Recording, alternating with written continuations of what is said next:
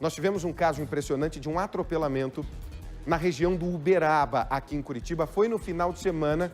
Era um menino, viu, X?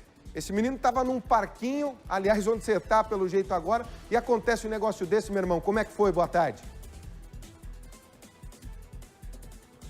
Boa tarde para você, Riva, para todo mundo que acompanha o Balanço Geral. Antes de eu falar do acidente propriamente dito, Riva, eu vou trazer um detalhe aqui com as imagens do Felipe, para o pessoal de casa ter uma noção exata de como a situação fica ainda mais feia quando a gente mostra onde foi esse atropelamento aqui dessa menina, tá, Riva? 8 aninhos de idade. Nosso ponto de referência é aquele memorial ali da história japonesa que fica na divisa dos municípios de São José dos Pinhais, aqui com Curitiba. E o atropelamento aconteceu nessa região aqui do Uberaba. Só que é o seguinte, Rivaroli, olha só onde nós estamos. Essa aqui é a tal da praça. Para você chegar nessa praça aqui, você tem que chegar por uma estradinha de chão. Só que essa estradinha de chão, ela não tem saída, rapaz. Vem cá, Felipe. Ela não tem saída para lá. Então o carro passa por aqui e volta. Porque nessa região aqui tem um banhado e tem uma área de invasão. Então não é um parque, quando a gente fala de parque, de praça, aqueles movimentados que vem à cabeça de todo mundo, não. Estamos falando de um parquinho que é esse aqui, olha isso aqui, ó. E aí qual a informação que nós tivemos? De que o motorista estava com um Fiat Uno por essa estradinha de chão, passou aqui por cima, tá vendo? Não tem meio fio, não tem calçada, não tem nada.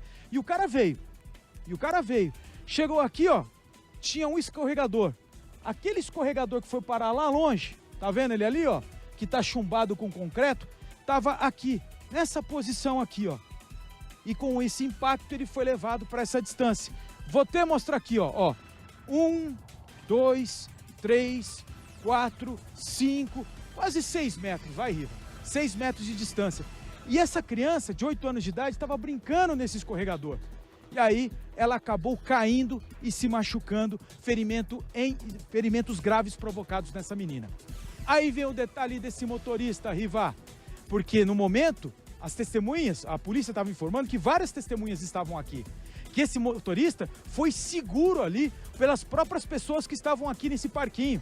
E aí tem 2 ingredientes que deixam essa história ainda mais cabeluda, Riva, que a gente vai deixar para o delegado Edgar Santana, lá da Delegacia de Trânsito de Curitiba, contar para a gente agora nessa entrevista. Acompanha aí, Riva.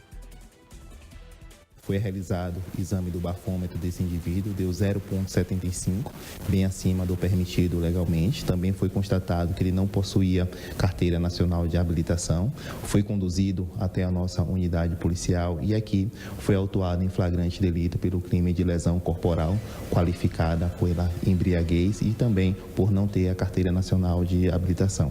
A pena, nesse caso, pode chegar até 5 anos de reclusão em relação à lesão corporal e em relação à CNH pode chegar até 1 ano de detenção.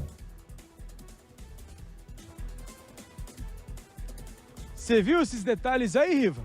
O motorista de 59 anos não era habilitado e estava completamente embriagado porque foi feito o teste do bafômetro quando a polícia militar chegou aqui chamada pelos próprios motoristas, pelas próprias testemunhas. Seguinte, Riva, esse motorista permanece preso na Delegacia de Trânsito no bairro Tarumã, em Curitiba, porque no caso dele o delegado não pode determinar a fiança.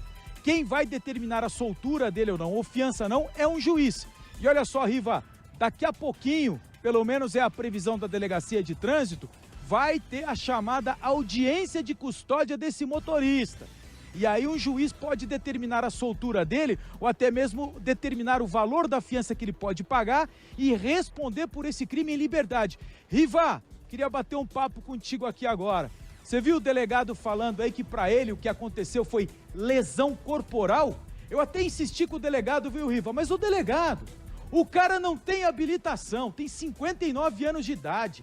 O cara estava completamente bêbado, delegado. O senhor não viu aí a possibilidade de uma tentativa de homicídio por parte dele? Afinal de contas, ele assumiu o risco de fazer o que fez?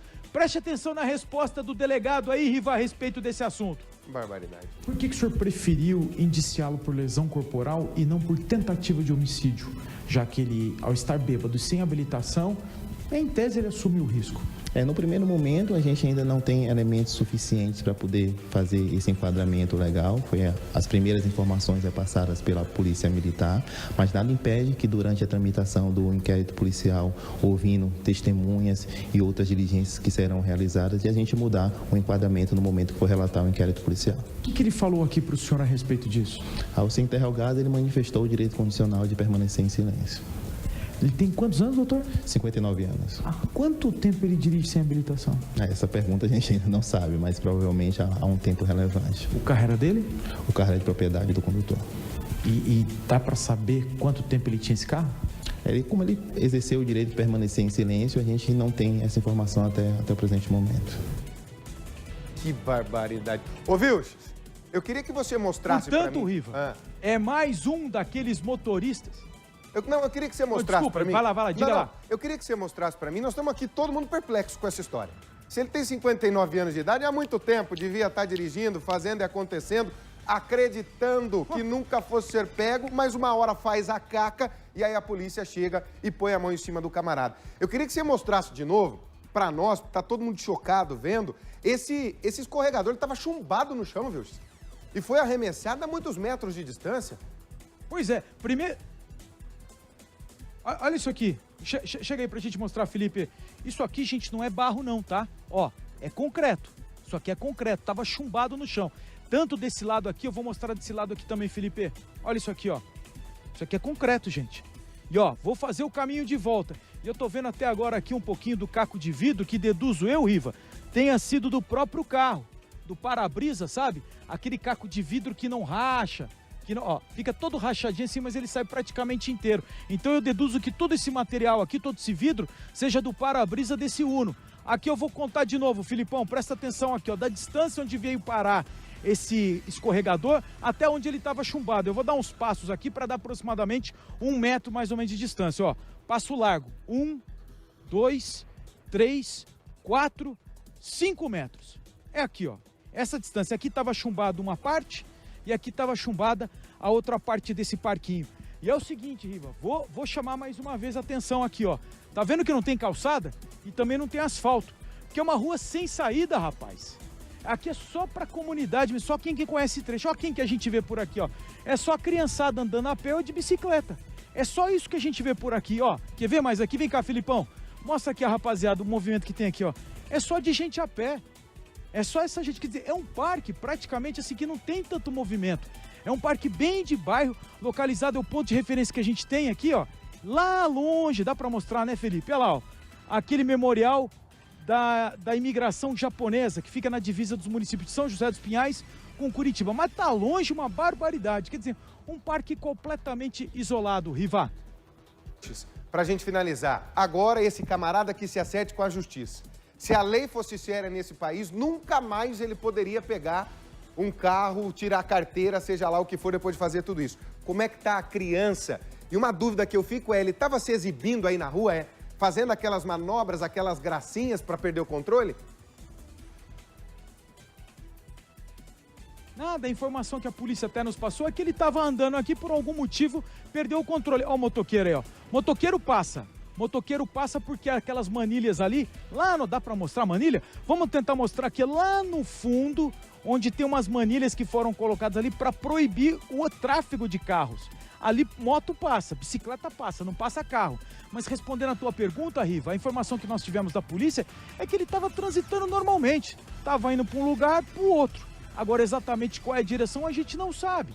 E aí ele perdeu o controle, porque, Riva, o cara estava completamente manguaçado, estava bêbado. Perdeu o controle, invadiu o parquinho e acabou tirando aquele escorregador ali onde estava aquela criança lá em cima. O estado de saúde dela, a informação que nós temos é de que o mais grave, Riva, foi constatado agora de manhã, de acordo com informações do próprio delegado, ele que nos repassou.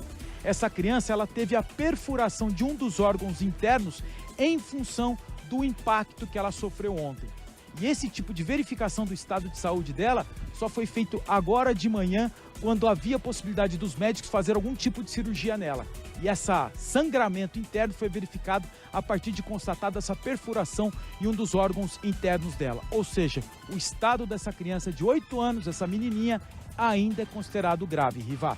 Ricardo Vilches tem toda a prioridade do mundo para trazer todos os detalhes dessa história para a gente. Daqui a pouco tem audiência de custódia. Mais uma história absurda de motorista que bebe, que chumba e sai fazendo um monte de coisa errada por aí para não falar outra coisa.